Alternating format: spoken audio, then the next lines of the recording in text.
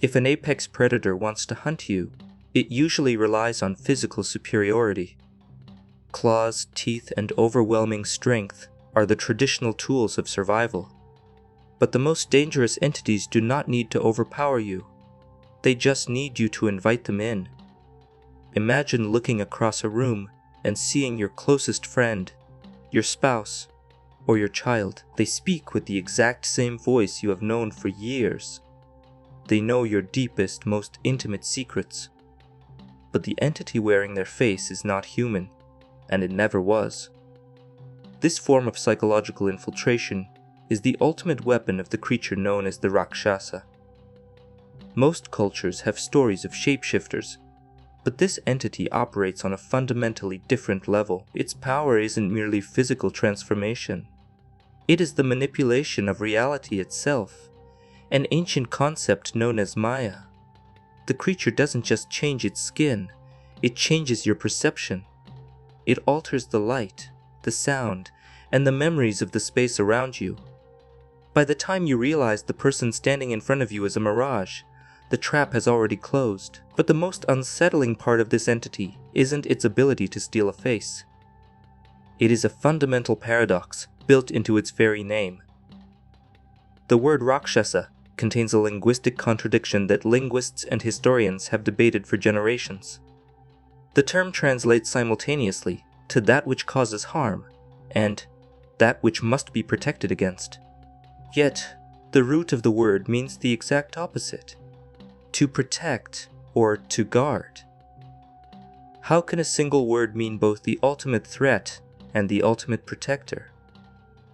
The answer lies in a cosmic accident, a moment of divine confusion that split one species into two, creating a race of entities whose very existence was a mistake. But to understand how this mistake happened, we have to look at the darkest parts of creation itself.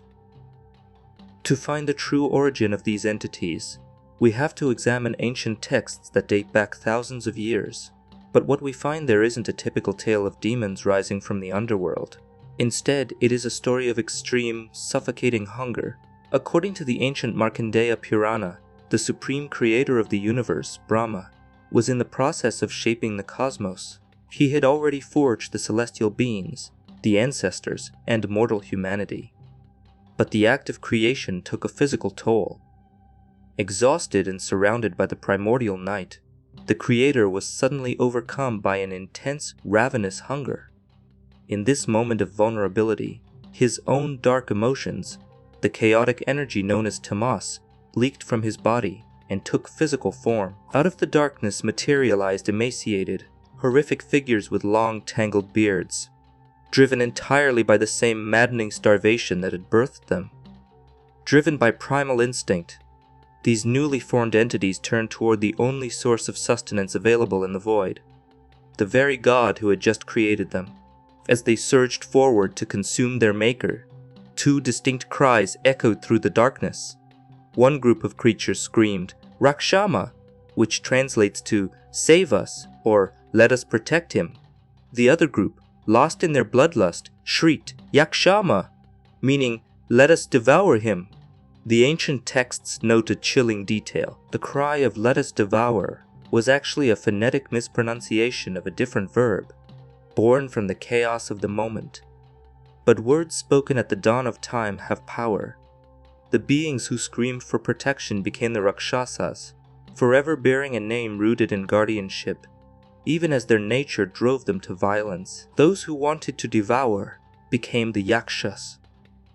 In a desperate bid to save the Creator, the preserver of the universe, Vishnu, intervened, banishing the aggressive entities to the mortal realm. This should have been the end of the story, a simple myth about flawed creations cast out into the wilderness. But that wasn't the strangest part. The Rakshasas didn't evolve into mindless beasts wandering the earth. They organized, they learned, and eventually they built an empire so magnificent that it rivaled the cities of the gods themselves. When you picture a demon's lair, you likely imagine dark caverns, brimstone, and ruins. But the Rakshasa civilization was nothing like that. By the time of the great Indian epic, the Ramayana, the Rakshasas had established a highly advanced, technologically and magically superior society. Their capital was the island fortress of Lanka, a city whose streets were literally paved with gold and whose architecture surpassed anything humanity had ever constructed. Their leader was a being named Ravana, and this is where the story takes a turn that defies every expectation of how a monster should behave. Ravana was not a mindless brute. He was a highly educated scholar, a master of the ancient sacred texts, and a virtuoso musician credited with inventing complex stringed instruments. Furthermore, he wasn't purely a creature of darkness. Due to a complex genealogy, Ravana was the great-grandson of the creator god Brahma himself, making this terrifying entity a member of the highest, purest priestly caste. Through extreme meditation and self-deprivation, Ravana earned a cosmic boon: absolute invulnerability from gods, demons, spirits, and celestial monsters. But in his arrogance, he forgot to ask for protection against ordinary humans and animals, believing them to be too pathetic to pose a threat. This single oversight would lead to the destruction of his golden empire. The spark that ignited this war was a deeply personal conflict. Ravana's sister was mutilated by human princes, and in retaliation, Ravana used the Rakshasas' mastery of illusion, specifically a magical golden deer, to distract the princes and kidnap a woman named Sita, keeping her hostage in his exquisite gardens.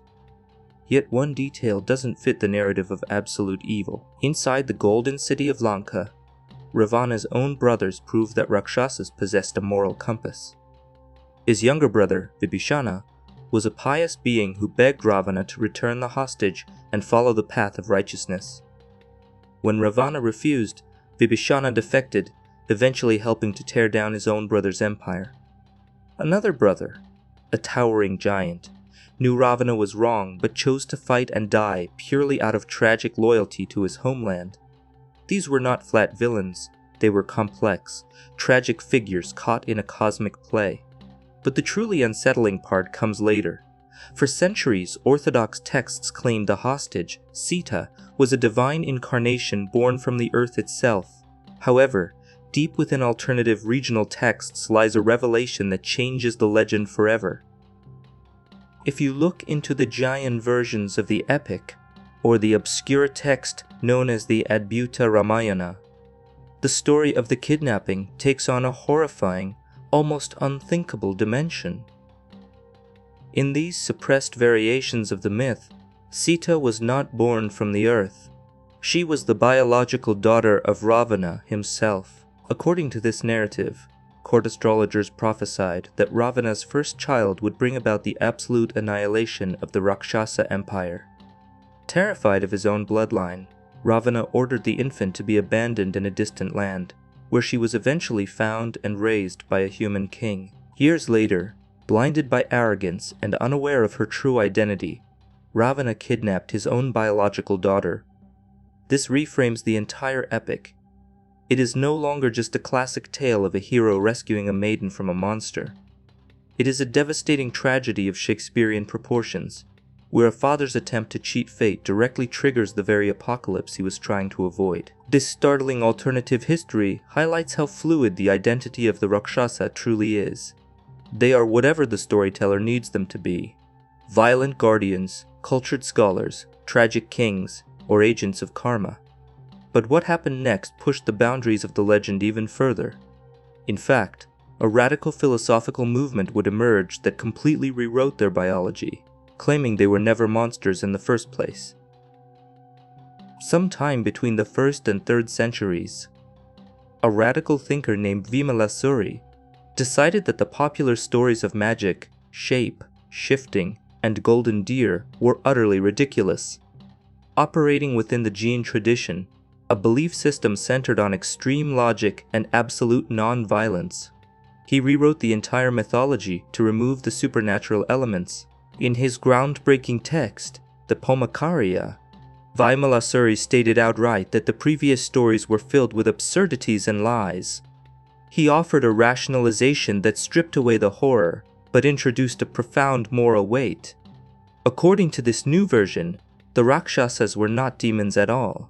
They were a highly advanced, deeply civilized race of human-like beings known as Vidyadharas. And far from being bloodthirsty cannibals, the Rakshasas of Lanka were actually strict vegetarians who practiced ahimsa, the vow of non-violence. But what about their terrifying name?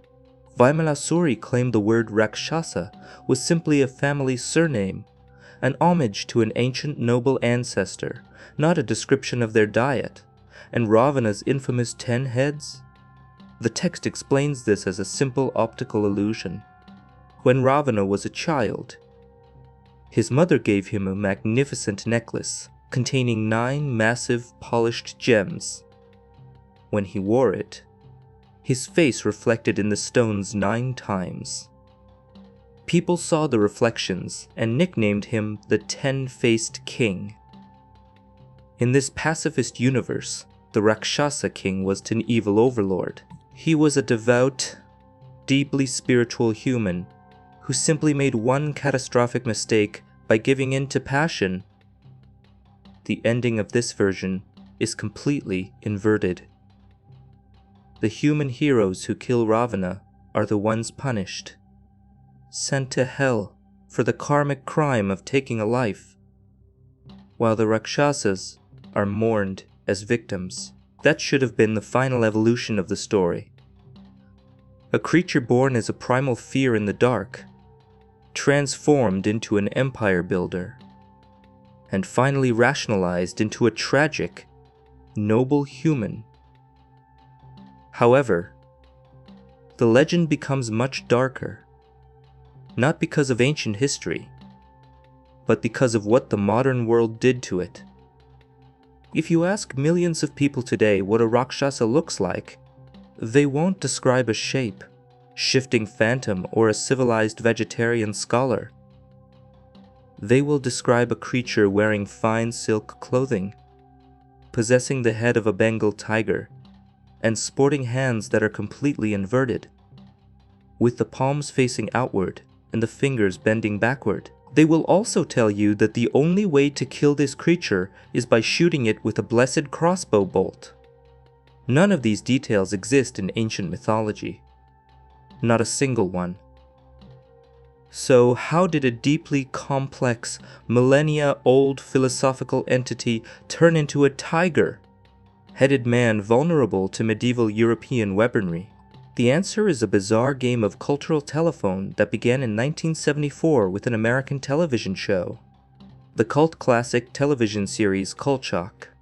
The Night Stalker aired an episode titled Horror in the Heights. The plot involved a creature stalking a Chicago neighborhood, using the ability to appear as people its victims trusted. A character in the show identifies the monster as an Indian Rakshasa, but the writers of the show needed a convenient way for the main character to defeat the monster within a 45-minute runtime. So, they completely invented a weaknight. A crossbow bolt made of steel, blessed by a righteous person. This vulnerability has absolutely no basis in Hindu or Buddhist traditions. It was pure Hollywood fiction, stitched together for a quick resolution. But someone very important was watching that episode.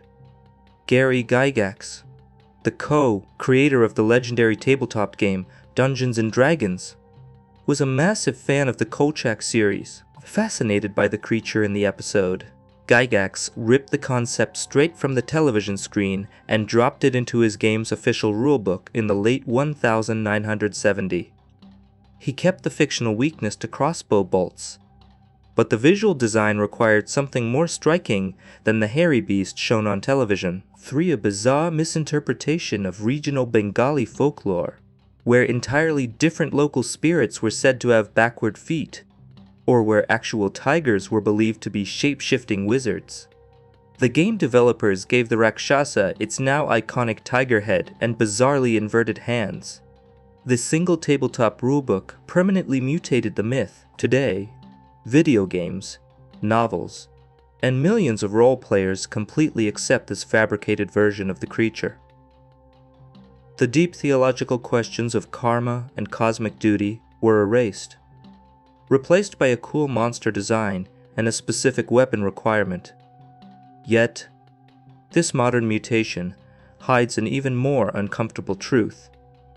We've seen how the Rakshasa went from a spiritual manifestation of chaos to a tragic king, and finally, to a pop culture villain. But none of these explanations answer the most terrifying question of all. What were the ancient poets actually describing when they first wrote about the Rakshasas thousands of years ago? To uncover the real identity of the Rakshasa, we have to strip away the magic, the illusions, and the myth, and look at the brutal reality of ancient history. When anthropologists and historians analyze the oldest texts, they find a pattern that forces us to recontextualize everything we've covered so far. The Rakshasas were not supernatural entities. They were real people. Around the 2nd millennium BCE, massive cultural shifts were happening on the Indian subcontinent. Nomadic, pastoralist groups known as the Indo-Aryans were migrating into the region, bringing with them a patriarchal society, the Sanskrit language, and new religious practices centered around sacred fire rituals. But the land was not empty. It was already inhabited by indigenous populations, the remnants of the highly advanced Harappan civilization, and various tribal groups who lived in the deep forests and had their own deeply rooted animistic beliefs.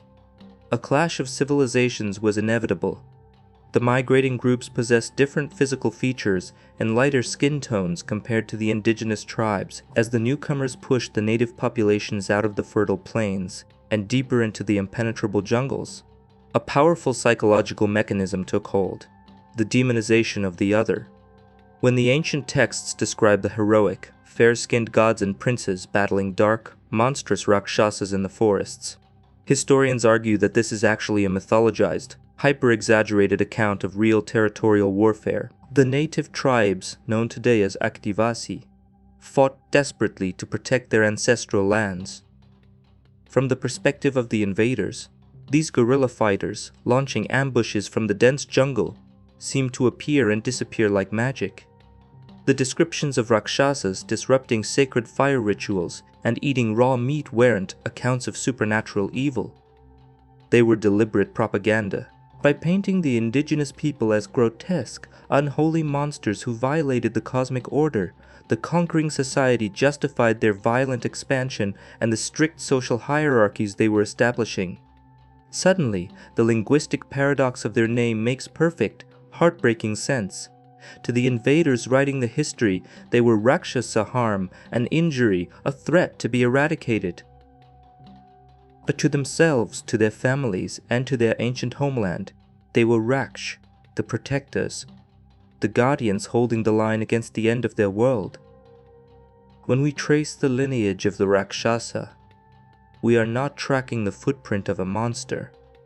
We are tracking the evolution of human psychology. It began in the darkness as a manifestation of our fear of starvation and chaos. It grew into an empire of illusion, reflecting our deep anxieties about deception and the people we think we know. It was eventually stripped of its nuance by modern entertainment, reduced to a tiger-headed caricature waiting to be slain for imaginary treasure. But beneath all those layers of fiction lies the blood-stained soil of real human history. The legend of the Rakshasa survives today, not because we are afraid of fangs in the dark, but because we are terrified of the mirror it holds up to us. It forces us to confront a chilling implication that remains relevant in every century, in every culture, and in every war. The entity that disrupts your life, fights against your beliefs, and stands in the way of your expansion is almost always recorded in the history books as a monster. But if you were to ask them, they would tell you they were just protecting their home. And that leaves us with one deeply unsettling question that lingers long after the ancient fires have burned out. If the conquerors are always the heroes of their own stories, and the displaced are always written as the demons, when the history of our era is finally written, which one will you be?